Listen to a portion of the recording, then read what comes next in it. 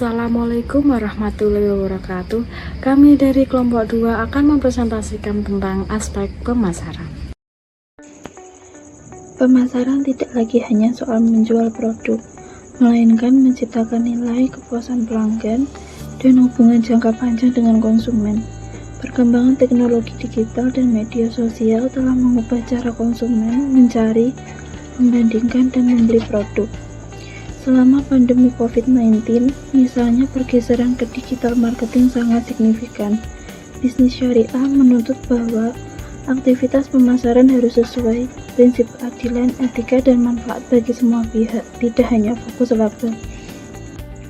Aspek pemasaran adalah bagian penting dari manajemen bisnis yang berfokus pada kegiatan untuk mengenali kebutuhan dan keinginan konsumen, kemudian menciptakan, menawarkan, dan menukarkan nilai agar dapat memuaskan kebutuhan tersebut secara efektif dan menguntungkan bagi perusahaan. Aspek pemasaran bisa dipahami sebagai segmen studi yang menganalisis kemampuan produk atau jasa diterima di pasar, serta bagaimana perusahaan mengelola elemen-elemen pemasaran untuk mencapai tujuan bisnis. Dalam literatur pemasaran mutakhir, konsep itu meliputi pemasaran digital, etika pemasaran, dan pemasaran syariah sebagai bagian dari tanggung jawab sosial. Aspek-aspek pemasaran yaitu yang pertama, analisis permintaan. Fokusnya ke konsumen, seberapa besar kebutuhan mereka dan gimana trennya. Seberapa besar kebutuhan masyarakat, ukurannya bisa dilihat dari data konsumsi, misal BPJS, laporan industri atau survei kecil.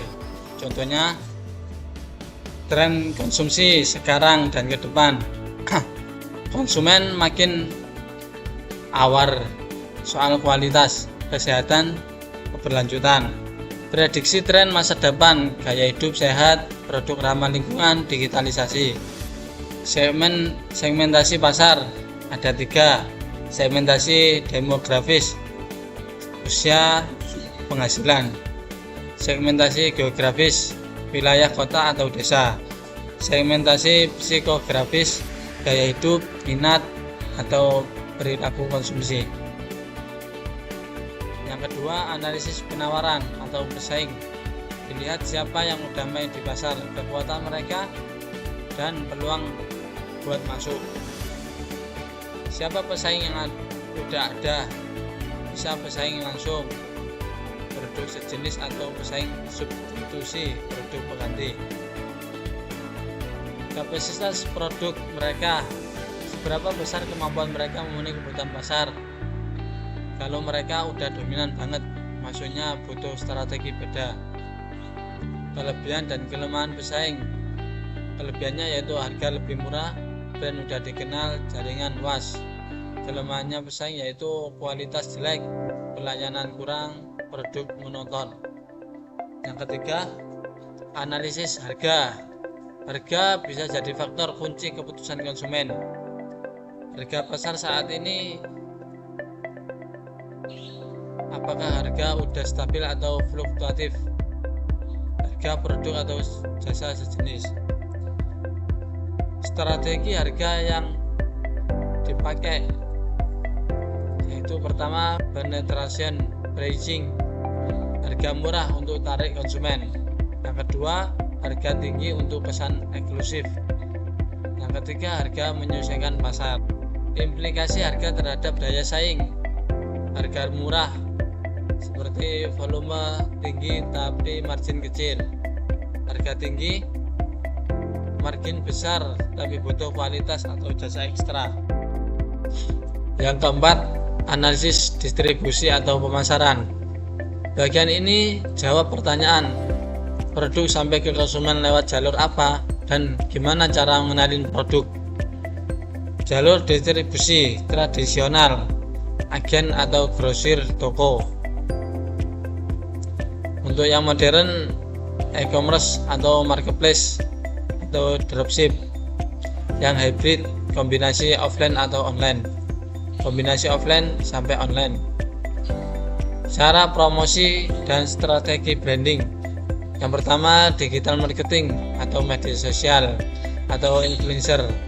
Yang kedua, promosi langsung, pameran atau event demo produk. Yang ketiga, branding. Misal murah atau premium atau sehat modern. Yang ketiga, branding. Misal produknya murah atau premium atau modern. Yang kelima, proyeksi pangsa pasar. Ini penting karena nunjukin potensi cuan atau keberlanjutan bisnis. Perkiraan bagian pasar yang bisa diambil. Pakai data persentase. Contoh, target ambil 5% dari total pasar lokal dalam 1 tahun. Analisis pemasaran adalah proses mengumpulkan, mengolah, dan menilai informasi pasar untuk memahami kondisi pasar, perilaku konsumen, posisi pesaing, serta peluang dan ancaman. Tujuannya agar perusahaan dapat mengambil keputusan pemasaran yang tepat dan efektif. Hal-hal yang mencakup analisis pemasaran. Yang pertama, analisis pasar, meliputi ukuran pasar, segmentasi pasar, serta tren dan kebutuhan konsumen. Yang kedua, analisis konsumen, meliputi perilaku pembelian konsumen, preferensi, tingkat kepuasan dan loyalitas. Yang ketiga, analisis pesaing, meliputi identifikasi pesaing utama, kekuatan dan kelemahan pesaing, serta strategi pemasaran yang digunakan pesaing. Yang keempat, analisis produk, meliputi kualitas, inovasi, dan keunggulan produk, diferensiasi dibanding pesaing, serta nilai tambah bagi konsumen. Yang kelima, analisis SWOT, meliputi kekuatan internal, kelemahan internal, peluang eksternal, serta ancaman eksternal. Yang keenam, analisis lingkungan bisnis, meliputi faktor ekonomi, sosial, budaya, teknologi, politik, dan hukum, perubahan gaya hidup masyarakat, serta peraturan pemerintah yang mempengaruhi pasar. Pasar sasaran. Pasar sasaran adalah kelompok konsumen spesifik yang menjadi fokus bisnis. Proses penentuannya menggunakan kerangka STP, yaitu Segmentation Targeting Positioning.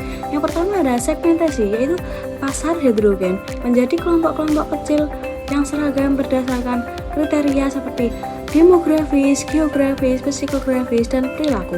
Yang kedua ada penetapan sasaran, yaitu memilih satu atau lebih segmen yang paling atraktif dan menguntungkan untuk dilayani. Yang ketiga ada penempatan produk, yaitu menciptakan cerita produk yang unik dan unggul di benak konsumen sasaran agar berbeda dari pesaing. Intinya, STP adalah strategi untuk memfokuskan upaya pemasaran pada kelompok pelanggan yang tepat, sehingga bisnis dapat berjalan secara efektif dan efisien. Produk adalah barang atau jasa yang ditawarkan perusahaan untuk memenuhi kebutuhan atau keinginan konsumen. Produk harus memiliki nilai guna, kualitas, desain menarik, serta keunggulan dibandingkan pesaing. Contoh, produk minuman kesehatan berbahan herbal yang aman dan alami. Harga adalah nilai uang yang harus dibayar konsumen untuk mendapatkan produk. Menentukan harga dipengaruhi oleh biaya produksi, target pasar, dan harga pesaing. Contoh, harga penetrasi untuk menarik konsumen baru dengan harga awal rendah. Saluran distribusi adalah jalur yang digunakan perusahaan untuk menyalurkan produk ke konsumen, bisa melalui toko fisik, agen, distributor, atau platform online. Contoh, penjualan melalui marketplace sebagai Shopee dan Tokopedia. Promosi adalah cara perusahaan untuk memperkenalkan dan menarik minat konsumen terhadap produk, bisa berupa iklan, diskon, pemeran, endorsement, atau media sosial. Contoh, promosi, bundling, dan diskon di media sosial. People menunjukkan pada sebuah pihak yang terlihat secara langsung maupun tidak langsung dalam proses pemasaran dan pelayanan, yaitu pimpinan dan staf harus kompeten, jujur, dan melayani dengan baik pelanggan. Fokus utama pemasaran harus dipahami kebutuhannya. Pesaing harus dinamis, kekuatan dan kelemahannya agar perusahaan tetap unggul. Yang terakhir adalah perencanaan pemasaran. Pengertian perencanaan pemasaran adalah proses perencanaan tahapan-tahapan aktivitas dalam pemasaran. Manfaat perencanaan pemasaran. 1. Perencanaan pemasaran merupakan peta situasi pasar. 2. Perencanaan pemasaran membantu dalam kontrol manajemen dan implementasi strategi. 3. Perencanaan pemasaran memberi informasi peran dan fungsi setiap anggota baru dalam suatu perusahaan. 4. Perencanaan pemasaran memperlihatkan gambaran pengkoordinasian semua sumber daya untuk implementasi. 5. Perencanaan pemasaran menstimulasi pemikiran baru dan pemanfaatan optimal sumber daya. 6. Perencanaan pemasaran memberikan gambaran pembagian tanggung jawab tugas dan pengaturan jadwal kegiatan. 7. Perencanaan pemasaran mengantisipasi masalah, kesempatan, dan ancaman. Macam-macam perencanaan pemasaran ada dua, yaitu yang pertama perencanaan produk baru, yang kedua adalah perencanaan tahunan. Proses penyusunan perencanaan pemasaran terdiri dari 1. Penetapan pernyataan visi, 2. Penetapan sasaran perusahaan, 3. Melakukan audit pemasaran, 4. Melakukan analisis SWOT, 5. Membuat asumsi-asumsi, 6. Menetapkan sasaran pemasaran dan strategi, 7. Memperkirakan hasil yang diharapkan, 8. Identifikasi rencana alternatif dan baruan, 9. Menentukan anggaran, 10. Membuat rencana implementasi 1 tahun pertama. Ada beberapa langkah yang perlu dilakukan dalam merencanakan pemasaran bagi usaha baru, yaitu yang pertama, menentukan kebutuhan dan keinginan pelanggan. 2. Memilih pasar sasaran khusus atau special target market. 3. Menempatkan strategi pemasaran dalam persaingan. 4. Memilih strategi pemasaran. Dalam sistem pemasaran terdapat beberapa faktor, yaitu antara lain 1. Organisasi yang melakukan tugas-tugas pemasaran.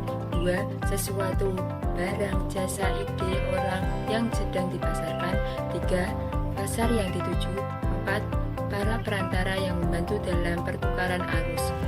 5. Faktor-faktor lingkungan seperti faktor demografi, kondisi perekonomian, faktor sosial dan kebudayaan, serta teknologi dan bersaing.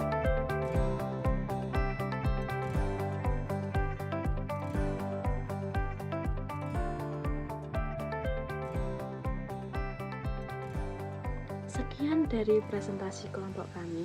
Terima kasih atas waktu dan perhatiannya. Wassalamualaikum warahmatullahi wabarakatuh.